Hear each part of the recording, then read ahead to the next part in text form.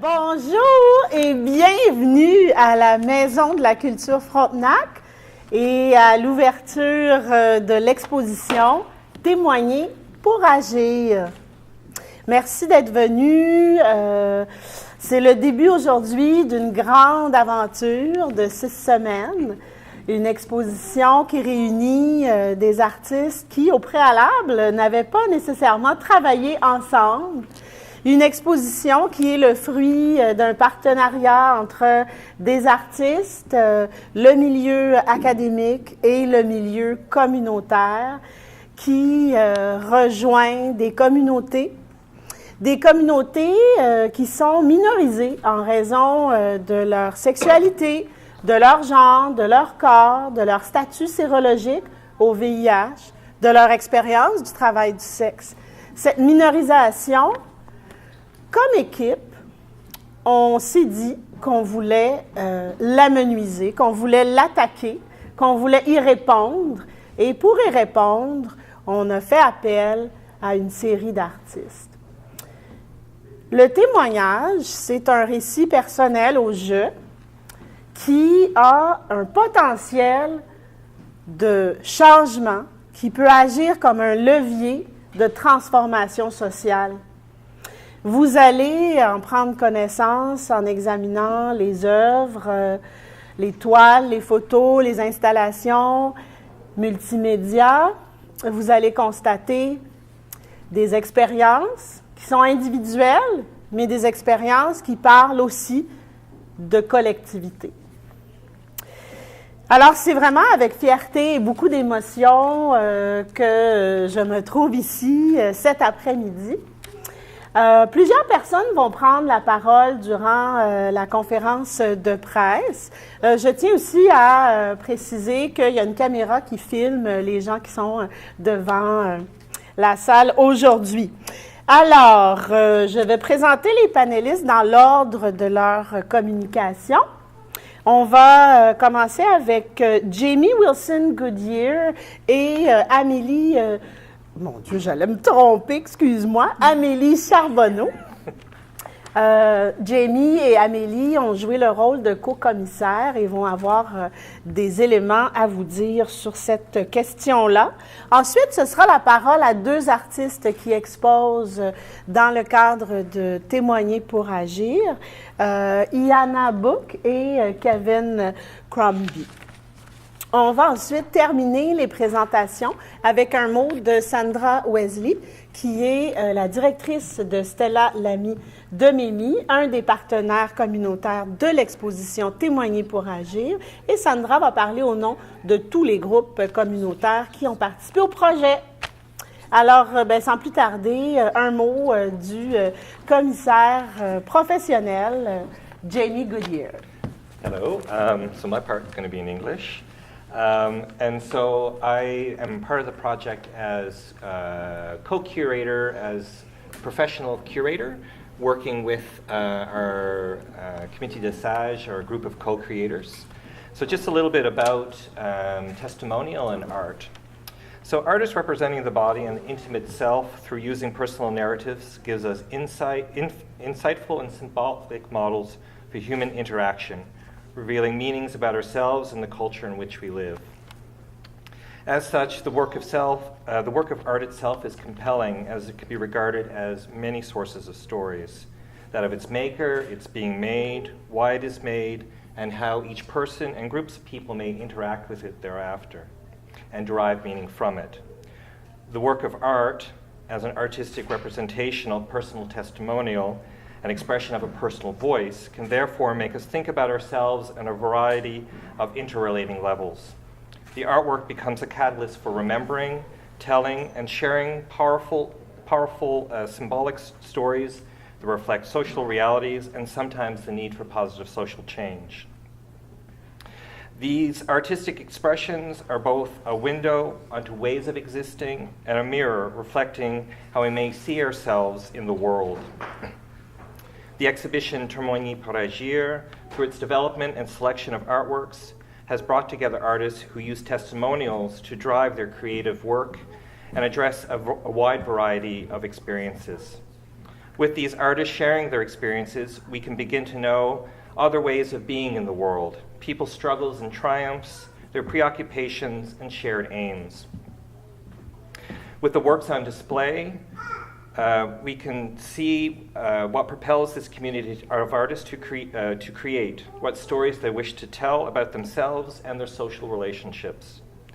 This group's work offer an insight into how these artists are processing their world as they express themselves through personal testimonials. As the works collected here have been selected by co-created by a group of community participants with their community de sage, there is a rapport between artists, how these communities see themselves, the relationships they defend, and the artworks on display. And to speak more about the co-curatorial process. Allô? Donc, je parle avec ma voix, mais c'est pas juste la mienne qui parle en même temps. En fait, le comité des sages, c'est un comité qui s'est rencontré à de nombreuses reprises, qui était ouvert, donc c'était pas toujours le même nombre de personnes, c'était pas toujours les mêmes personnes, mais donc c'était tout le temps des personnes de divers horizons, de divers milieux, de divers vécus, qui étaient toujours en lien avec les vécus qui ont été nommés par Maria tout à l'heure. Donc, c'était quand même un travail très hors du commun, je pense, pour beaucoup d'entre nous. Donc, d'avoir son mot à dire sur beaucoup d'aspects de cette exposition-là, du début jusqu'à aujourd'hui, même après, on va avoir encore des rencontres. Donc, je pense que c'était quelque chose d'assez beau d'un point de vue de travail commun. Puis en fait, ce groupe-là avait plusieurs objectifs, mais travaillait toujours ensemble. Donc, ce qu'on voulait, c'était vraiment de faire de cette expo-là un truc rempli de respect à plusieurs égards. Puis aussi, par rapport, entre autres, au choix des œuvres, qui a fait partie quand même d'une grosse partie du travail du comité. Donc, on a fait une sélection qui était... pour nous, en tout cas, très représentative et très éthique d'un point de vue de nos vécus. Puis notre perspective a toujours été d'être le plus anti-oppressif, le plus inclusif et le plus... J'ai oublié mon petit mot. Ah oui, mon Dieu, celui-là est important. Toujours dans une optique de changement social, parce que c'est ce qu'on fait dans la vie, utiliser le témoignage, nos vécus pour changer le monde, pour qu'il soit... plus apte à nous voir, à nous entendre, à nous laisser vivre. Voilà. Alors maintenant, on donnerait la parole à Iana. Donc, bonjour tout le monde. Ça me fait plaisir de participer à cette exposition. L'initiative est très positive, est excellente en fait, puis répond en fait aussi à mon expérience. En tant que personne trans, dans le fond, c'est ça, j'apporte une autre perspective, un autre point de vue à l'exposition. Puis, c'est ça, en fait, le côté... pour moi, l'art, c'est comme un peu une arme avec laquelle je mène une bataille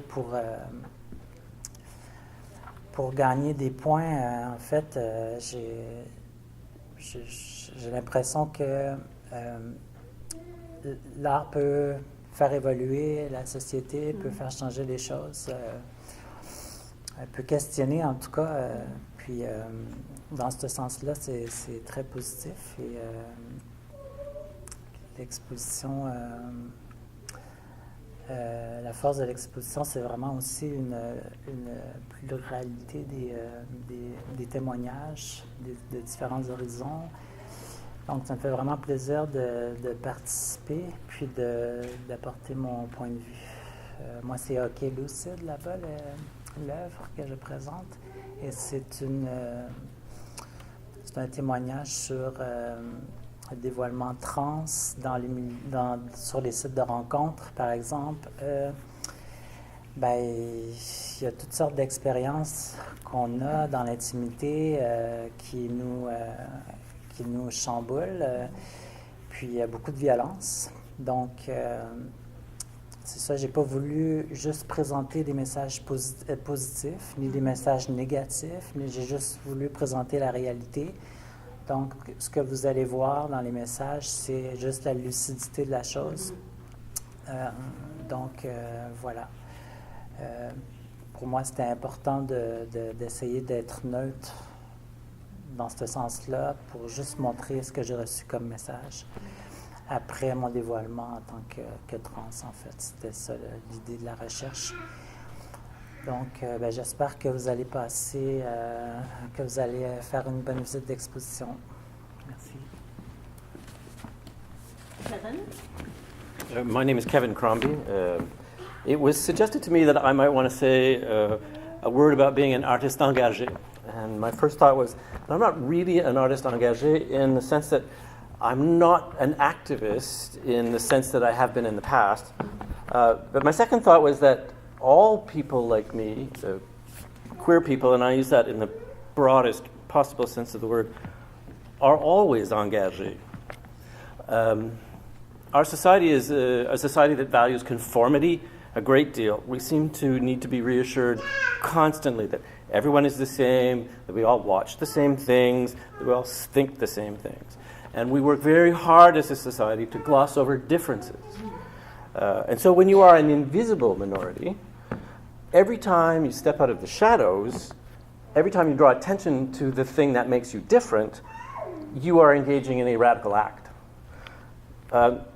This thought has particular resonance for me because at the time that I came out as a gay man, which is what we called it then,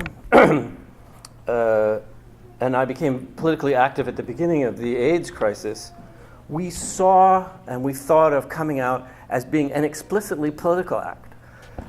We believed that the more people who stepped out of the shadows and the more the mainstream world would have to pay attention to us, would realize that we're not some depraved, exotic life form from another planet, but that we're already right here, sitting right next to you.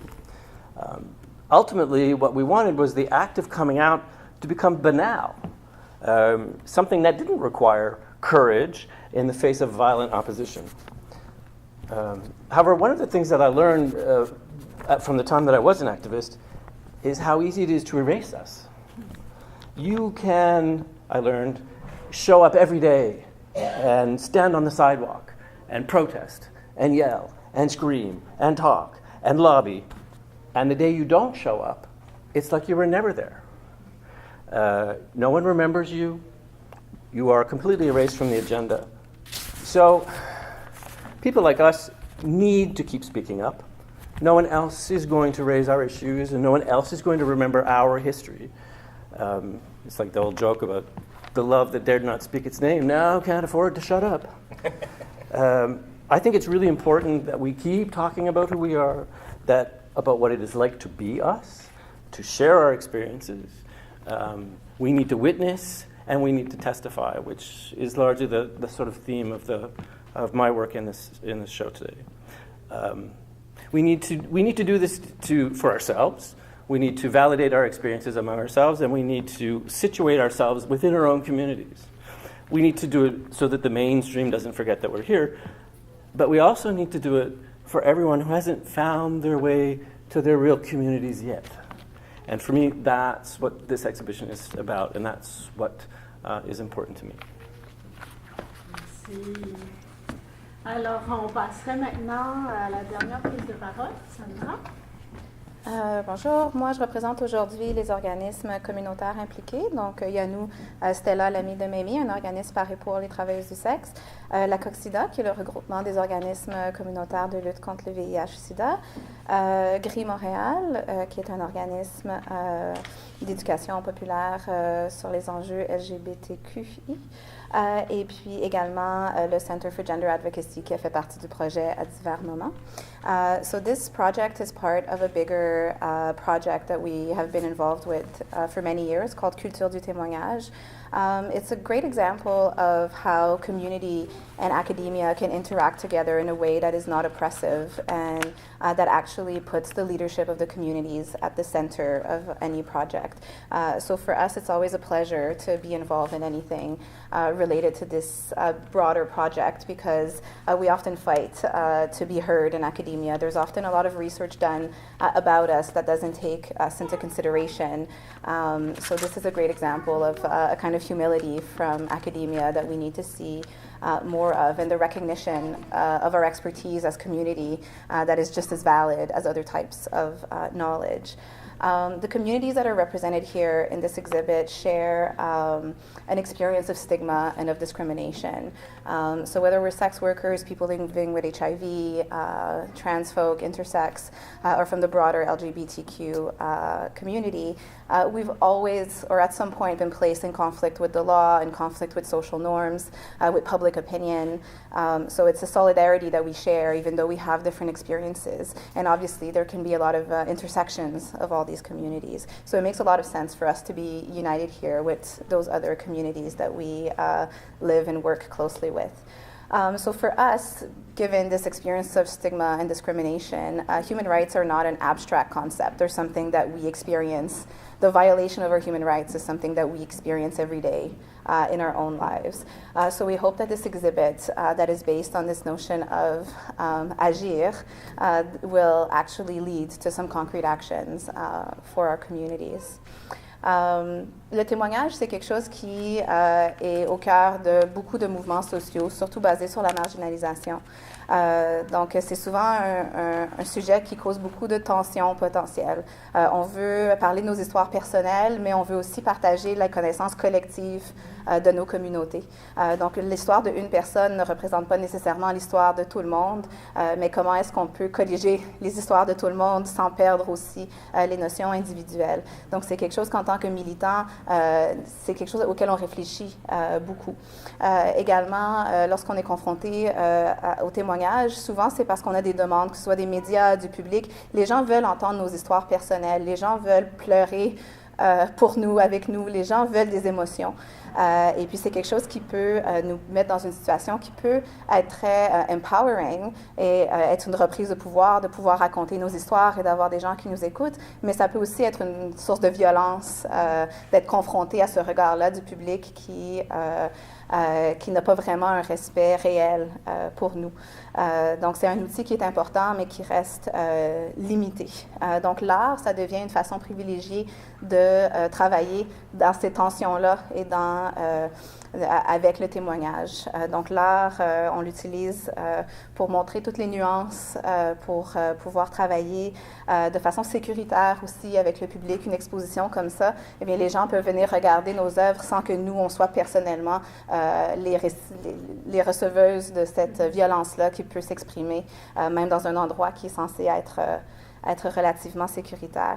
Donc, l'art collectif, c'est souvent utilisé dans le militantisme également. Donc, on produit des murales, on produit des documents de façon purement militante. Puis on le fait aussi de façon individuelle et de façon plus interne pour nous aider à travailler avec l'oppression qu'on vit, à en discuter et à avoir des conversations, puis à nous aider. Ça peut être thérapeutique pour nous de faire ça. Par exemple, chez Stella, on fait beaucoup d'art avec les femmes incarcérées en prison parce qu'on sait que c'est quelque chose qui apporte dans nos vies quelque chose d'important. Les personnes marginalisées ont toujours été aux premières lignes du militantisme et de l'art également. Donc, c'est important de reconnaître qu'on est des personnes créatives, on est des personnes rebelles, on est des personnes critiques et audacieuses et que c'est les mêmes qualités qui se retrouvent dans l'art. Et au fil de l'histoire, c'est quelque chose qu'on voit se répéter constamment.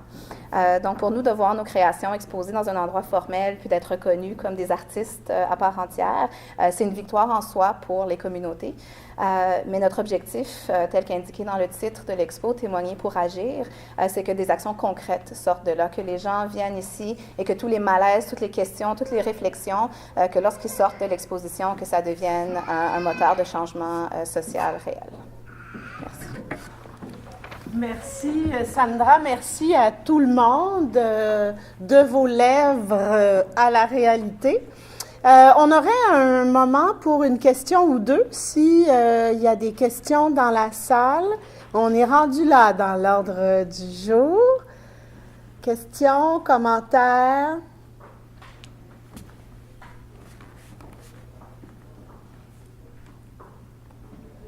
On attend toujours un petit peu. Non, je crois que vous avez soif. Alors, s'il n'y a pas de questions, je vais donc faire le mot de la fin. Et dans un premier temps, vous remercier de vous être déplacés pour cette ouverture, cette conférence de presse. Il y a des gens qui sont disponibles pour des entrevues. S'il y a des médias dans la salle, venez me voir après et je vous indiquerai qui sont les représentants, les représentantes du GRI, de la Coxida, ainsi que les artistes qui sont disponibles pour des entrevues. Alors, je ne peux terminer cette conférence de presse sans remercier les contributeurs, les contributions financières qui nous permettent de réaliser cette grande aventure. D'abord, le programme Connexion du Conseil de recherche en sciences humaines du Canada, le Fonds communautaire pour le 150e anniversaire du Canada, la Faculté des sciences humaines de l'UQAM, le service aux collectivités de l'UQAM, le bureau du maire de Montréal, l'ancien de Nicodère, dans l'arrondissement Ville-Marie, la députée de Hochelaga-Maisonneuve du Parti québécois, Carole Poirier, et la Maison de la culture Frontenac, dont la contribution et à la diffusion des témoignages artistiques est inestimable. Je comprends ces appuis comme des gestes de solidarité. Ça clôt la conférence de presse. Je vous invite à découvrir les œuvres, à réseauter et à aller prendre un petit vin d'amitié qui est à l'accueil à l'entrée. Merci.